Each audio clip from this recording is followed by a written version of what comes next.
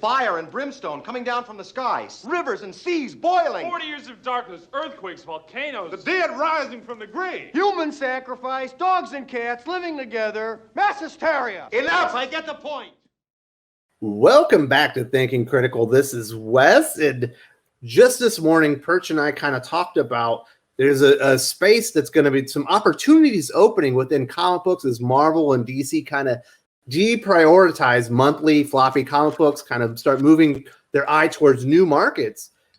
And we didn't even talk, we talked a little bit about indies, but today we're going to talk about one specific indie publisher that feels like it's absolutely the hottest indie publisher there is. Their sales been booming, the quality of the product is up, and here to talk with me about that is my good friend from Gateway into Comics. It's been a while since I had you on the channel, Chase. I'm glad you came back.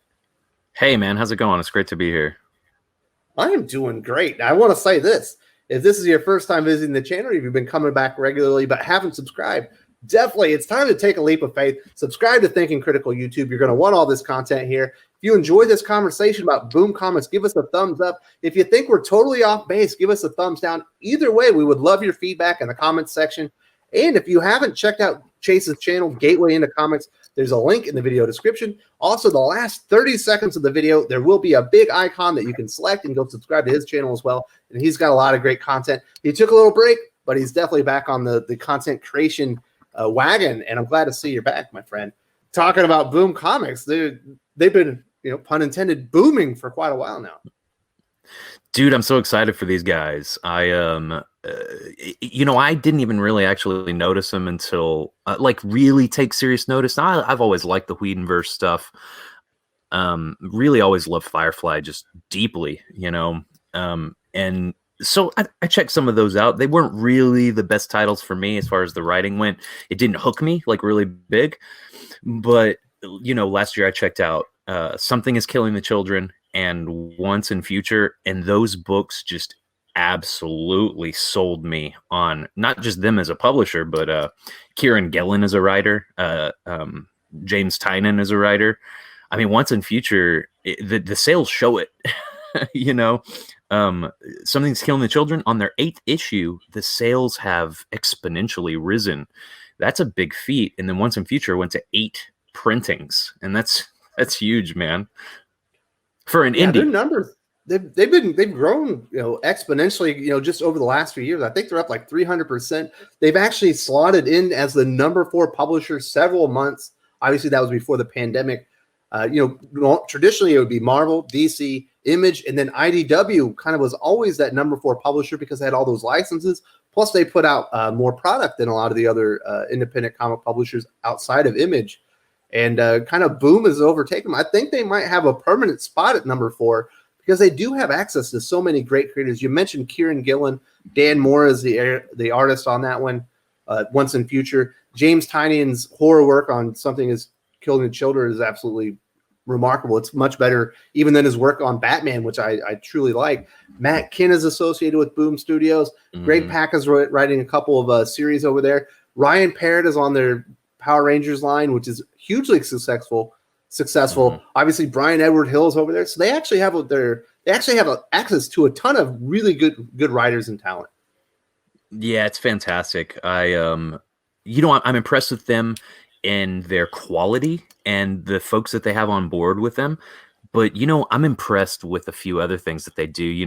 I talk with the guy that owns my local comic shop that I honestly, I shop at like 4 different shops, but the one where I have my pull list, he has nothing but amazing things to say about Boom. They're his favorite publisher because of their guarantee program. It's they do like free retailer rewards program, open enrollment, and just full returnability. Literally on their website it says no tricks, just full returnability. And that's the kind of stuff that this market has needed to keep comic shops buying and selling for a long freaking time. I honestly feel like the big publishers can take a huge piece of advice from Boom as just seeing 300% increase. It's big, man.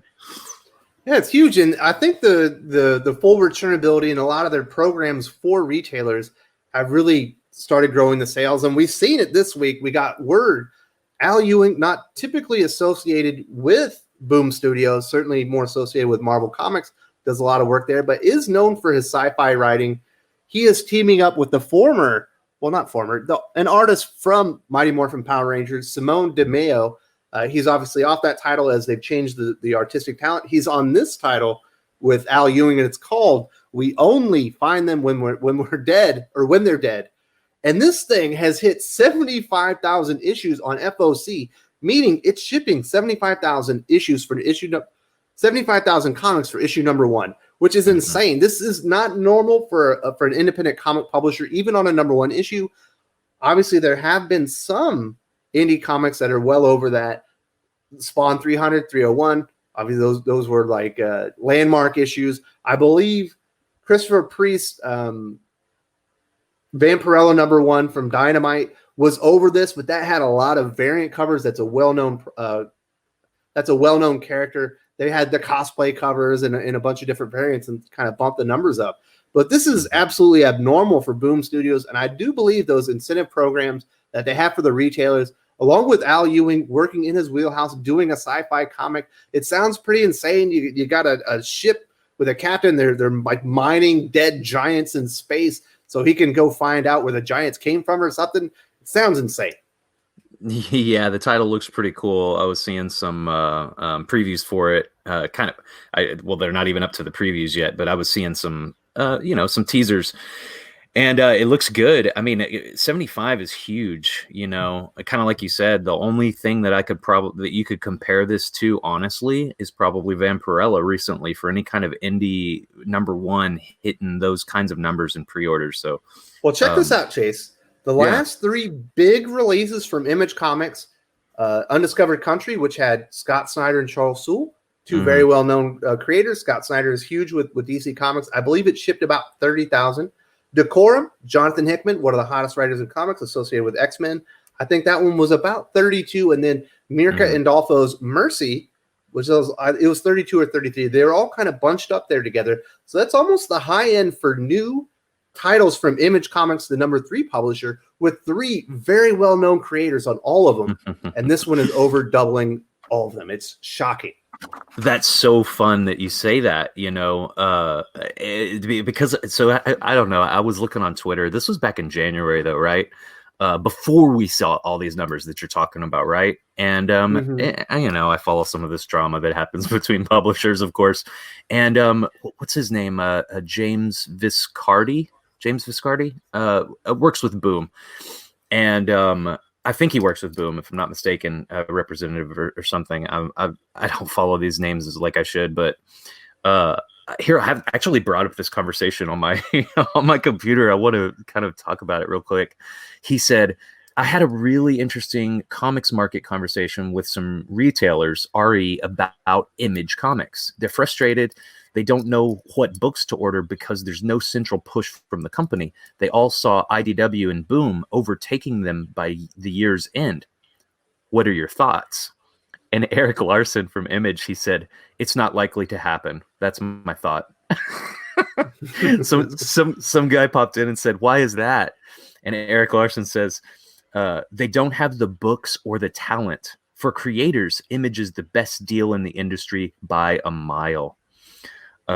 Man, that's some hard shade that he's throwing that way. But dude, I'm telling you, I think Boom is set to kind of pass these guys up. A retailer. I don't know that they could pass up Image just because of the sheer volume of comic books that actually Image publishes. Yeah, because Boom's probably at like a third of total volume of what Image does. But I bet that they can outperform it and probably do at this point on a like per comic ship per new SKU, i.e. if they have 12 comics, they sell on average more of those than Image does. They're like 51. Yeah, that's a lot more realistic.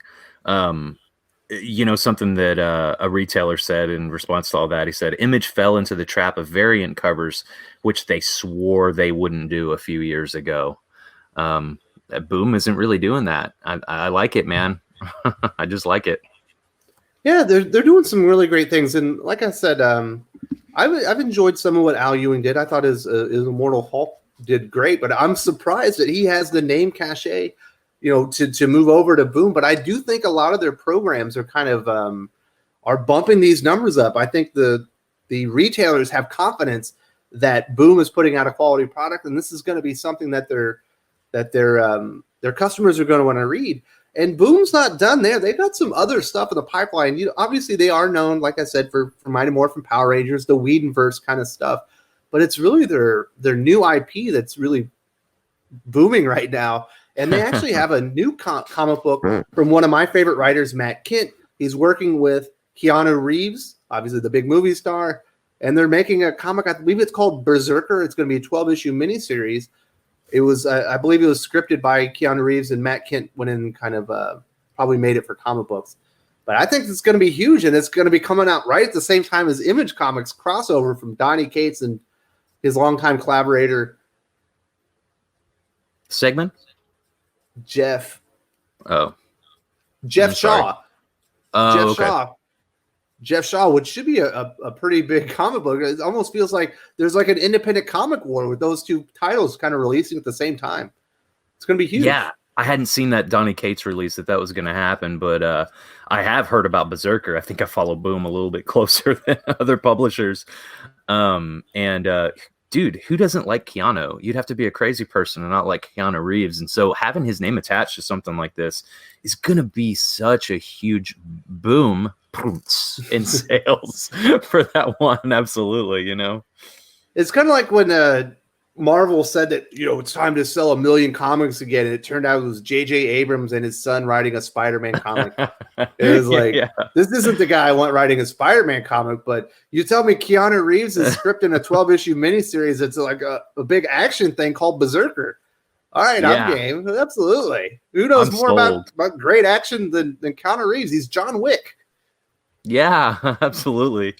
Like I say, someone would have to be out of their mind to not like Keanu Reeves. Something I'm looking forward to as well.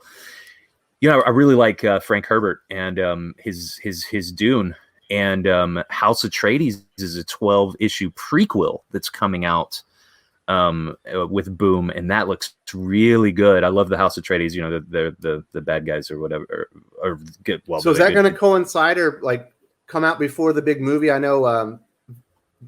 Yes, Villeneuve is working on his big Dune movie that he has been for a few years now. Yes, it sure is. It's going to be, well, I don't know how coincided it is, but I know that it'll probably come out right before the movie. And then the series will be running during the release of the film. And who knows how they're going to release films anymore. I guess most movie theaters are going to go out of business. I don't know what's happening with that. Everyone's up in the air about it. Keep delaying. But yeah, there's a lot of fans of Dune. I think that's going to be a pretty big movie if it actually ever does hit theaters. And obviously, Denis Villeneuve is a huge name in movies. I enjoyed his take on Blade Runner, so I think that'll be successful. I wasn't even aware that they were doing a Dune prequel on Boom, but I'll have to put that on my watch list. That sounds awesome. Yeah, I'm pretty excited about it. I think it'll be really fun. I'm definitely picking it up because it's just 12 issues. And so with stuff like that, I don't have to commit to buying more than 12 issues. Honestly, I know that may sound a little, I'm frugal. And so, I just like to put money into the properties that I really love. You can tell there's a lot of comics when they hit like issue 9 or whatever. They had no plan. They never thought they were going to get past 6 if it's with Marvel or whatever. And they're just throwing whatever against the wall and see what sticks. So it's nice when you have something that comes in with a predetermined, this is the length, this is the story that we're going to tell. And that's the story they intended to tell, because a lot of times with Marvel, and it's even seeping into DC now, you know a lot of it is just whatever. Yeah, we're definitely devolving into plants and old ladies. So yeah, I agree 100% with that. So Chase, I do appreciate you coming on here. Boom is absolutely blowing it up. Got huge things coming. 75,000 on FOC for we only find them when they're dead is huge. Obviously, once in future, something is killing the children or doing great now. It sounds like Keanu Reeves' Berserker is only going up for Boom from here on out, man. I think they're going to be up there at number 4 permanently very soon. Yeah, I really do too, and I've also been reading Wind by Tynan. That one's been good too. And I know the sales haven't been really high, but it's a good title. You know, a little bit more lighter hearted kind of fantasy. I don't think Tynion's really known for fantasy. He's much more known for his horror kind of books outside of DC. So yeah, makes sense. But yeah, you're right, man. Boom is booming. But Chase, thank you so much for visiting the channel today. Talk about some indie comics. I know you're a big fan of Boom. Things are blowing up, and also your channel's blowing up. If you're interested in Chase at Gateway into Comics, he's got a lot of new content coming out. There should be an icon on the screen right now. You can go select it, go right to his channel, subscribe. I definitely suggest you do that. He's a good dude, and he produces great content. Man, I appreciate that so much. Same thing here with Thinking Critical. If you're not subscribed, it'd be crazy for you not to. Absolutely nuts. If you enjoyed this video, please give it a like. I would appreciate it very much. It helps us attract more views for the channel. Subscribe for future commentary, comic book news, and reviews. And don't forget to ring the bell for notifications. If you want to talk comics, movies, and much, much more, you can follow me on Twitter at Wes_from_TC. With that, Salamat Po, and I'm out.